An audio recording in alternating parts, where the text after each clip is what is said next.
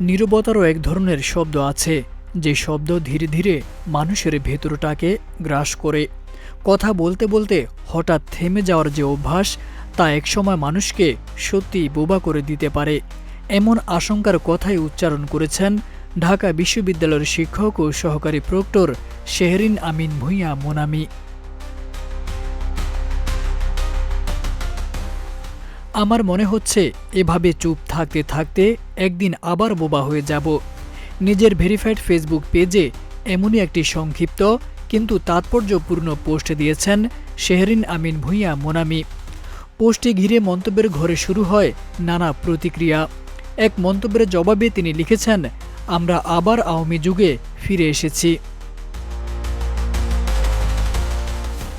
এদিকে কমেন্ট বক্সেও প্রতিফলিত হয়েছে অনেকের অস্বস্তি ও উদ্বেগ।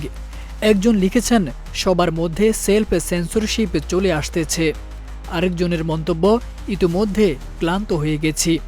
সংক্ষিপ্ত একটি পোস্ট, কয়েকটি বাক্য, তবে তা যেন নীরবতা, ভয় ও ক্লান্তির এক বৃহত্তর অনুভূতিকে সামনে এনে দিয়েছে। তারেক আজিজ খান, প্রজন্ম 24।